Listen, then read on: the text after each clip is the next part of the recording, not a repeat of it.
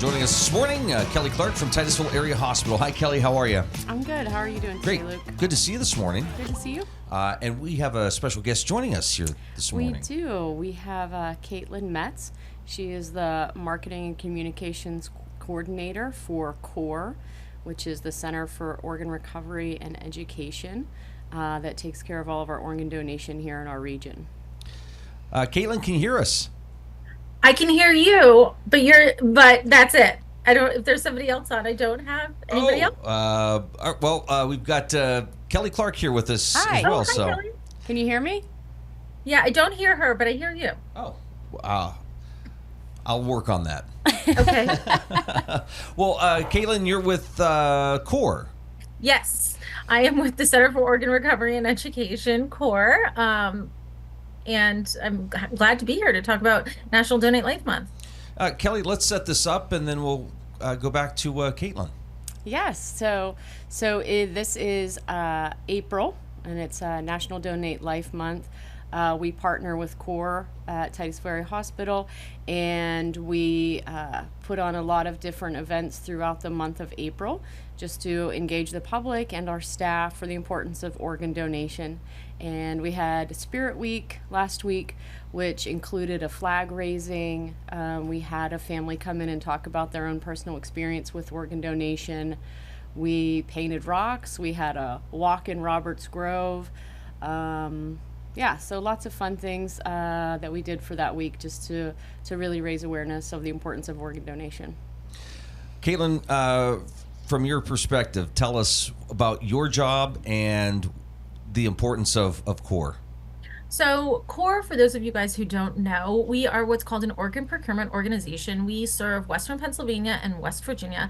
And the easiest way to think about what we do as an OPO is we connect donors and recipients. So, when you look on the TV or you watch, a TV show, Grey's Anatomy, they often don't have the OPO there. But in every state, there is a nonprofit, federally designated medical organization, an OPO that is there on the side of donation, who's helping the families of the donors, who's registering new donors, who's working through that whole process, doing the medical management of the donors, the allocation of all of the organs, the recovery of all of the organs. So that's what CORE is doing. And my job at CORE is, in a nutshell, to go out and talk about why organ donation is really so important.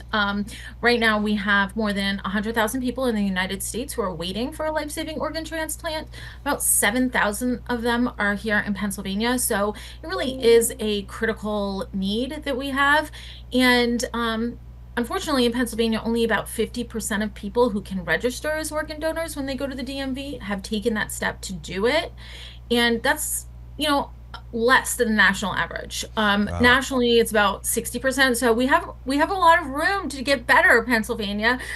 So I'm out here talking about it, making sure that people know this is something that can affect them, and that, people should consider registering at the DMV if they haven't already done so. Is that sort of the starting point in terms of getting that message out at that level, or where do you start? I hope that we're talking about organ donation before we get to the DMV, because, it's not exactly the best place to talk about medical decisions, but it's where we do it. That's the way it's set up. So I would always encourage people before they go and make that decision to talk to the people closest to them, to share what they want to do. If you have questions, you can call us at CORE. You can talk to your family physician and ask them. It's something that we understand that people want to have as much information as possible about, and we're happy to give it to them.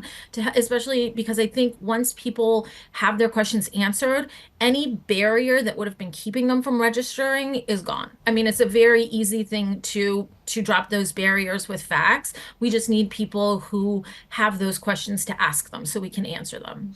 And it's not like as soon as you turn 16, that's when you're able to receive an organ donation, right?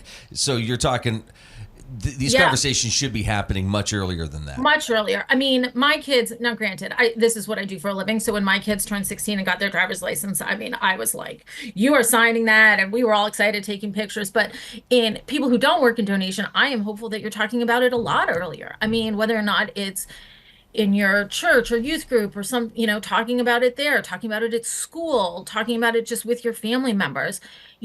At the end of the day, I think if people actually started talking about it, you would realize people who might be listening right now, who might think they don't know anyone who is connected to donation. I guarantee if you start asking people, just ask people throughout your day, you are going to find that there's somebody whose life has been affected, either from a donor family perspective or a transplant recipient perspective, because it is a healthcare crisis with 100,000 people waiting. So we're really working hard to get those people the organs that they need. I think one of the best stats, if we're talking stats, that really makes people go, "Oh, wow," is when I tell them that we are all more likely in our lifetime to need an organ transplant than we are to become organ donors.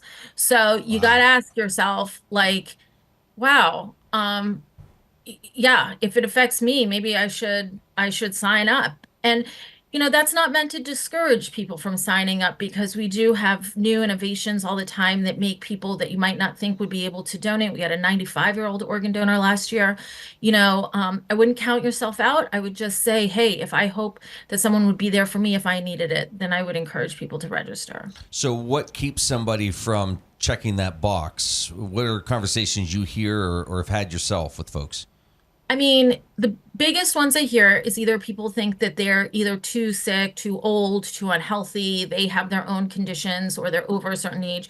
So they think, oh, well, they wouldn't want my organs. Well, that's really, I mean, the 95-year-old organ donor is the perfect example of that. I mean, people can have HIV, hepatitis, all sorts of things, diabetes, it doesn't matter. You can still become an organ donor. That doesn't, and you're not, and the medical professionals, they're never going to transplant an organ that they don't think would be good for the person. So let the medical people decide, just register.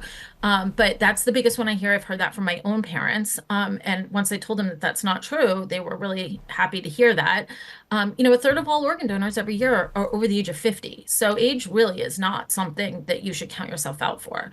And then the other biggest myth I hear is people mistakenly believe that if you are in some sort of accident and you are registered as an organ donor, then somebody's not going to work hard to save your life. Now, Kelly, being with the hospital system, I'm sure she can address this like more from a hospital perspective, but listen, you can ask any EMT, paramedic, firefighter. They are never looking at your driver's license to see if you're an organ donor. You can ask every emergency room physician. That is not something that they are doing. In fact, you're not even allowed what's on your driver's license, like what is written there is not reflective necessarily of the actual facts. Like, because you can go online and register. So, and then that wouldn't be on your driver's license. So the hospitals don't even call CORE to find out if somebody is actually registered and start that process until after the person has passed away or all hope is lost in their family. There's nothing that can be done. So, I mean, this is days and days after any sort of accident happens. And it's with family consent. It's not what they think. That is definitely something that doesn't happen. I mean, my own kids, I told you, I made them register as an organ donor. If that was true, I wouldn't have. It's just not true. So those are the biggest myths. I really hope people, hearing that will change their minds about registering. Thoughts on that, Kelly? What folks hear? Yeah, so I'm sorry, the connection that I hear isn't that great for for what everything that Caitlin said. But we do. So during the week, we talk a lot about donation, being signed up for organ donation for folks that we talk to at the hospital, and we have a lot of similar conversations with them, and I would say that most of the people I talked to in this past week were signed up for organ donation. And even more, and maybe it's just because what we were doing had interested them. And what was more is that they had their own stories about organ donation and how it's affected their lives. So in raising awareness at our hospital recently, we have had more positive stories, more positive remarks about organ donation than we've really had questions about, do I really want to become a donor? So yeah, so I think that what CORE is doing is really making an impact. And I think, Caitlin, the other thing is you don't have to wait to renew your license to become an No. organ donor. No, you can go on right now. Just go to core.org and click register. There's a button right there on the top of the page, and you can register right there. And it won't be on a driver's license, but you will be registered that way.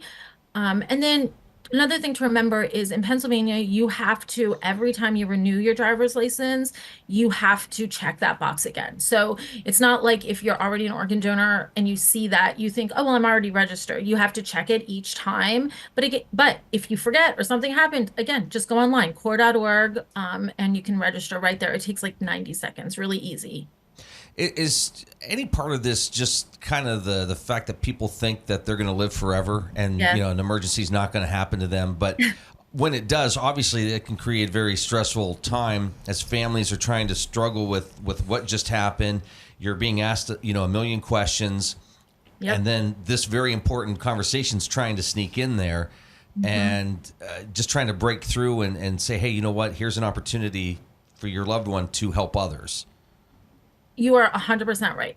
When we think about the ways that people die in order to become an organ donor, it's not so much somebody's medical history that will keep them from being an organ donor. It's the way in which they pass away. You have to pass away in a hospital on a ventilator of brain death. Your brain has to have died, right? So nobody recovers from brain death.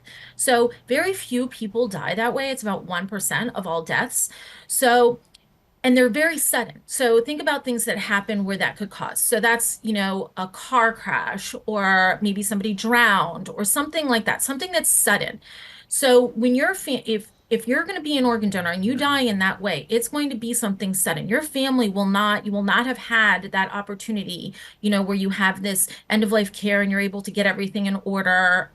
That's not the way it works. So imagine your family there and they are undergoing the worst thing that's happened in their life. They were not expecting it. And then they also don't know how you feel about this. This is a conversation that you need to have before that. And take that, I like to say, take the burden off of them. Think about what they would potentially be going through and do something for them in advance so that they don't have to not know what you want to do. And registering is a way to do that. And I'm glad you brought this up because yesterday I was talking to a donor mom who lost her daughter who was in her early 20s. She had a brain aneurysm. It just like happens. It's so tragic. No one was expecting somebody who's healthy in their early 20s for this to happen.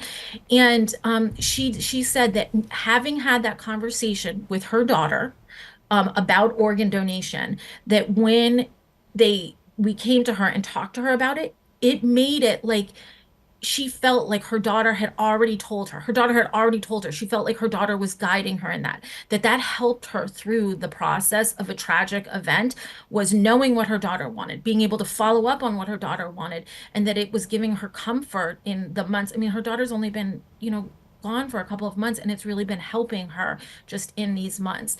And so, you know, I tell people if you don't want to do it for somebody else, if you don't want to register for somebody else, register for your own family. Because if you become one of those 1% of people who die in a way that can be an organ donor, this heals not just recipients, but it heals your own family because it helps make it helps make sense of a senseless situation. A lot of times it gives them something to hold on to. And that's important too. Caitlin, how do folks get more information? What's the process? Kind of walk through quickly how they can get the information and get signed up. Yeah, so you just go to core.org. There's so much on there, information, education. If you have other questions, there's, myths and facts on there. And you can always just call us up on the phone. We have a community outreach department who just loves talking to people, happy to answer any of your questions. And you can register right there online. Great. Caitlin, thank you so much for joining us. Thanks, Thanks Caitlin. for having me. Thanks. Right. Take care. Thanks. A lot of great information there, Kelly. Yes, that was great information. Thanks so much for having her on today. And again, Titusville Area Hospital doing their part, trying to provide great information and get the word out. Yes, absolutely. We have a lot of great education available at the hospital. And yes, definitely core.org is our center that we look to for the initiative on that. But yeah. happy Donate Life Month. Yeah. You're watching the Morning Drill on Stream Television and on Armstrong's Neighborhood Channel. Kelly Clark with us here this morning from Titusville Area Hospital. Busy time of year. You've that going on. Busy time of year. Some other big event next month, and there's a lot going on in between. There's so much going on. So just like Caitlin was saying, how organ donation does touch a lot of lives. Our oncology department is opening up. So I know that cancer has touched so many lives, and that's why this renovation was so important to us. Close to home care for oncology, and we are having our open house April 30th. So coming up really quick, a couple of weeks. It will be April 30th, starts at 3:30 till 5. The ribbon cutting will be at 4 o'clock. We will say some words and have some refreshments, and you will get to view the newly renovated space. Wow, that's very exciting. It is. My hope is that we wouldn't have to have that department, but we do. So making it as comfortable and as nice as possible, and new equipment is really important to us and the community that we serve. So and there are stories of folks traveling hours away to get services, and everything that's going on in Meadville and now the renovations in Titusville really is focused on the customer care, correct? Yes, definitely. And keeping patients close to home for the things that we can. And that is one of them. So we've had our oncology department at the hospital for quite a while. And it has been built up. At the beginning, I believe it was 1 day a week. On a very part-time basis, and now the need is so high that we definitely needed a new department and a nice place for all these folks to go. Excellent. Eating disorder support group.